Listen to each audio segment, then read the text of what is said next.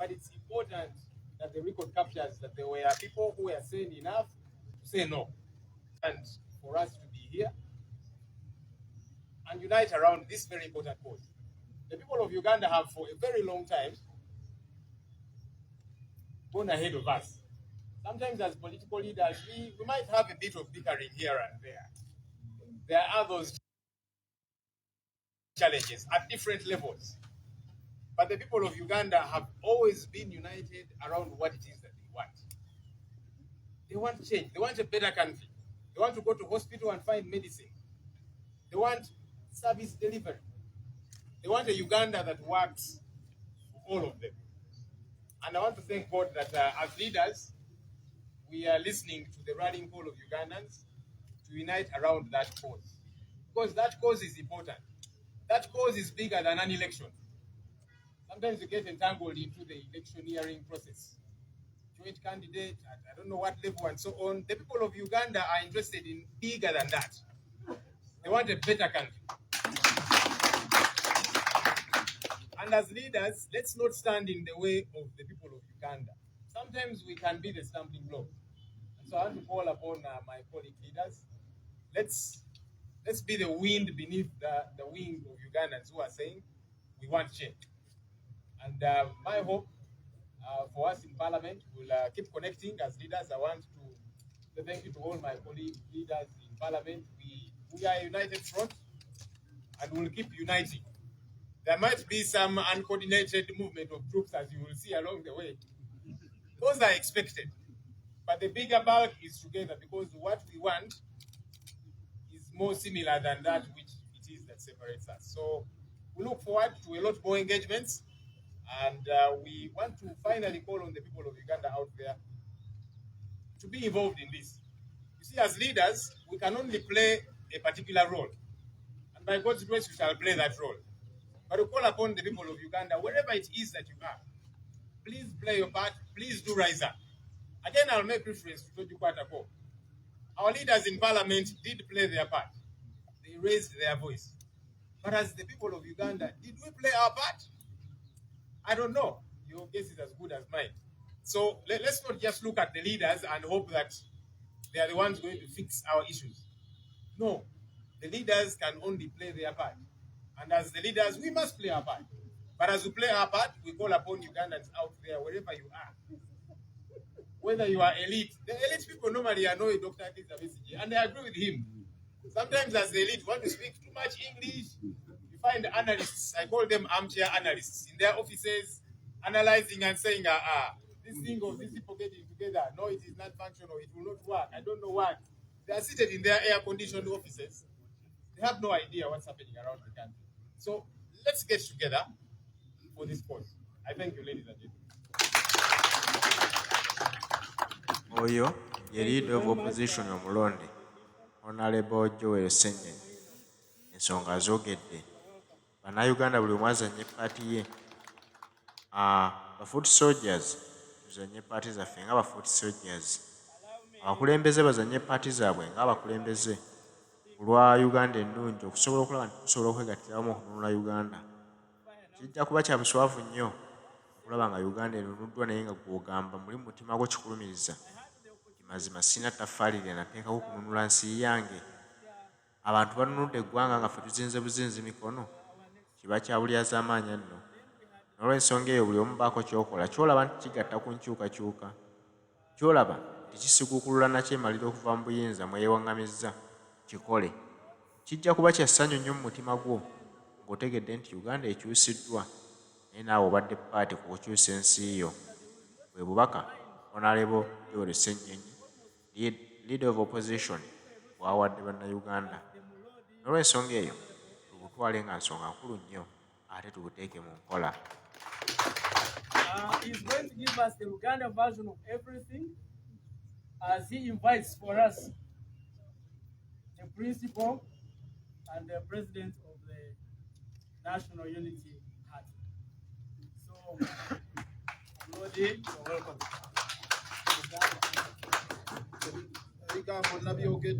Welcoming remarks. Era okwange bwakuta message mu bufunze mu Uganda nga ab'ekibiina ky'FDC tuli basanyufu nnyo nnyini ddala olw'okubanga abakulembeze bonna tubakyazizza wano olwaleero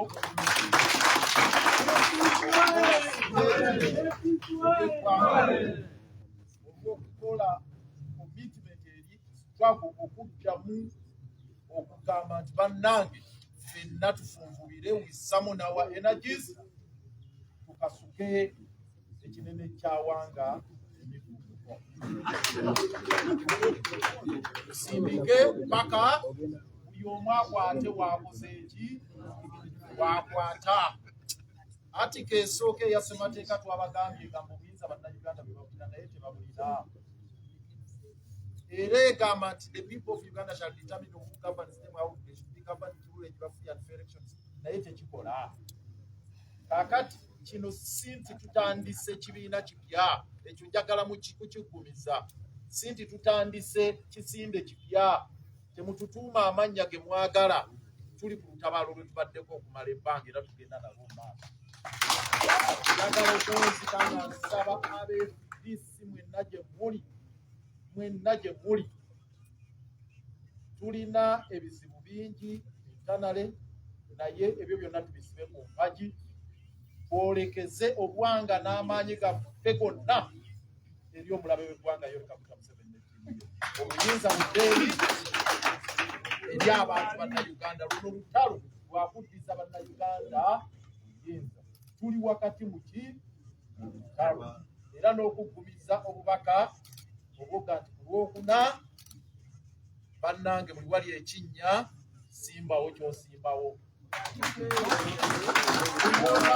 ekinnya mu kibuga Kampala n'eggwanga lyonna bwe simba naye okusingira ddala mu kibuga wa Kampala simbawo ky'osimba ffe tukoze ogwaffe buli wamu tulwanisiza abantu bano mu palamenti mu nkiiko za KCCA na buli wamu buli kilomita bakiteekako mu 14 ensimbi bazeegabanyiza bawoza Namurozi n'ebirala kati ku lwokuna luno lwoya lwa Munyindo lwoya lwaki lwa Munyindo ne puroguramu z'endala nga oba zibagambye tuzitambulireko. Njagala okusembayo ekigambo kino okubaga nti bannange muteekatteko twebaze ba leaders baffe bano at least ababiri Kano Dr. Kizza Besigye ne Oweekitiibwa Kyagulanyi who have taken the bull by the horns at the national level. Okutambula eggwanga lino lyonna mu mbeera ey'ekibbi Mwami Museveni gy'ateekawo mu byokulonda kwe ne bagumira buli kimu ne baba nga basobola okuwangula yadde tubbibwa. Dr. Besigye yawangula emirundi 4 Kyagulanyi n'awangula 221 naye bonna ne babbirwa mu makubiro bongalo mubeebaze era mbasaba mwenna 224 babadde bategeka kino kifo kino kiri oba ogamba kino oba kiri tuwulire obubaka bwe batuwa mu buwulirize n'amatu 2 na buli kimu tubwegendereze kuba bo babadde ku kyoto wali ku ggwanga lyonna era ntwala obuvunaanyizibwa buno nga pulezidenti wa FDC ku command center y'olutalo lwa Katonga okuyita Kyagulanyi yakabaayo mu lutabaalo luno lwonna 221 nga amaze okuwangula akalulu nabbibwa ajje atubulire ki ekiddako ssebo w'ekitiibwa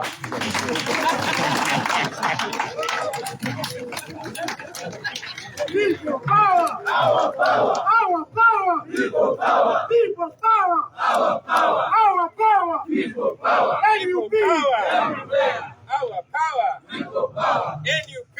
Everywhere! And everywhere! NUP! Council Walubiri, I salute you. Like our Lord Jesus Christ said, we didn't come to destroy but make it better. So no tulianga tugamba everywhere, everywhere. I was just about to complain. The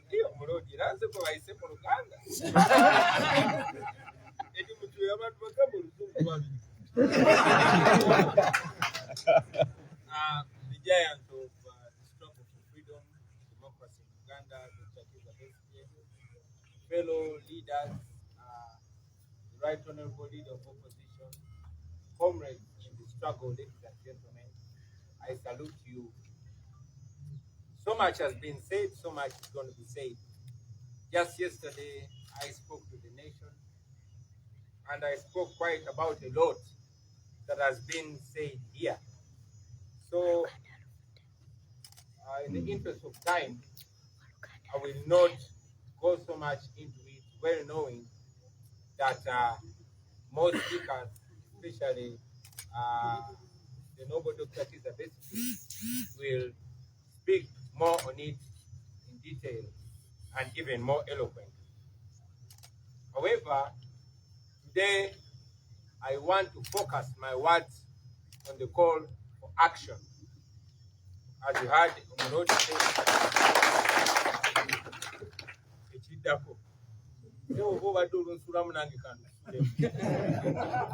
today,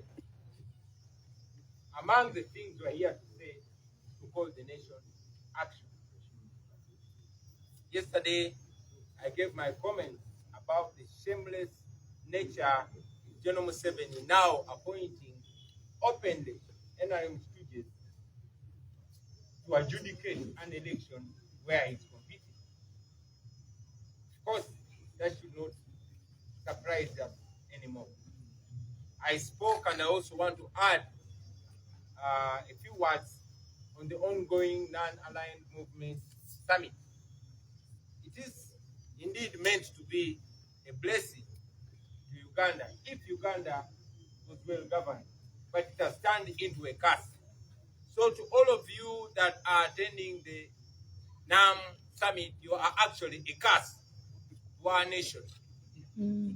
Because of that summit, that more than 3,000 businesses have been either disrupted or completely closed. You have seen businesses disrupted, many of our people rounded up and detained, just like it was in the days of Toga. Today, transport has been completely disrupted. We as nationals who pay the taxes, we are not allowed to use the roads that we pay taxes for. So it is a curse other than a blessing.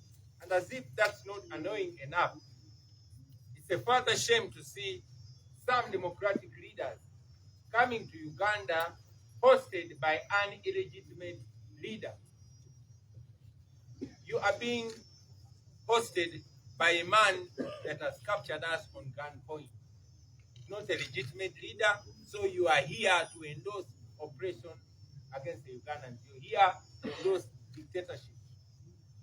We know that there will be a day when we shall have summits that will be beneficial to the businesses of Uganda and to the people, and will bring pride to Uganda. I mean, are you not surprised to see that Museveni's minister is ordering us to smile as you pass our road?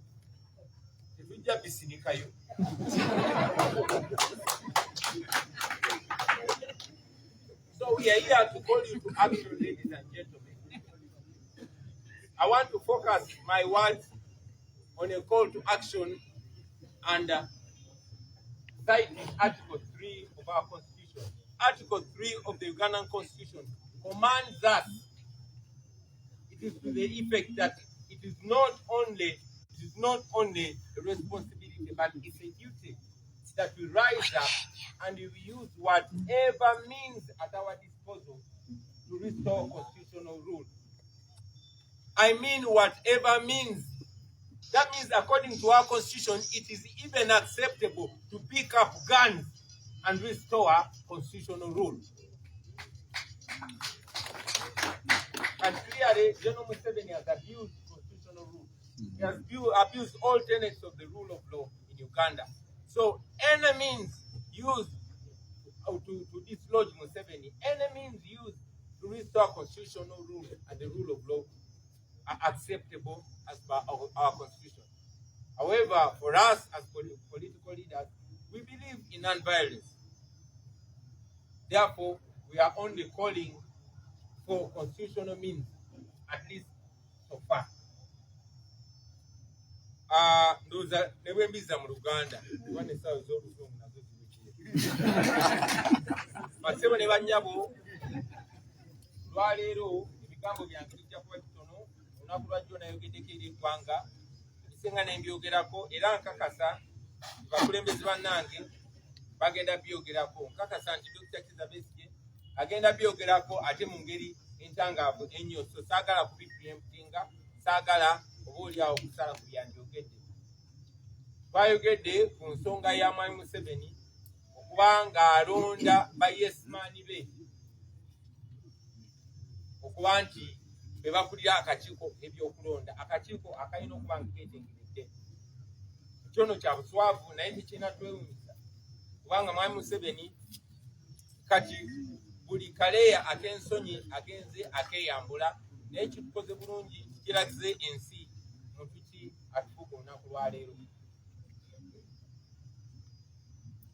twayogedde ku lukiiko olugenda maaso olwa non-aligned movement oluli mu kugenda maaso olutojere mu nnyonyokati enkiiko bwezityo zandibadde nga nnungi mu nsi ekulemberwa mu mateeka kubanga kitegeeza abagenyi bwe bava ebweru tuba tugenda kufuna omukisa okutunda ebintu byaffe sente ziba ebweru w'eggwanga ziba zigenda kujja mu ggwanga tuba tugenda kufuna omukisa okulaga bye tulina ebyobusuubuzi ebyobulambuzi n'empisa zaffe ne kalcha zaffe n'ennono zaffe bannayuganda baba bagenda kunyumirwa naye olukiiko lwandibadde ng'omukisa ate lwafuuse ekikolimo eri bannayuganda mulabye nti bizinesi ezituuka mu 3,000 zatataaganyiziddwa oba okukalwawo amayumba g'abantu mangi gaggaliddwa amalala gamenyeddwa bannayuganda bangi bayooleddwa naddala bano abatalina we basula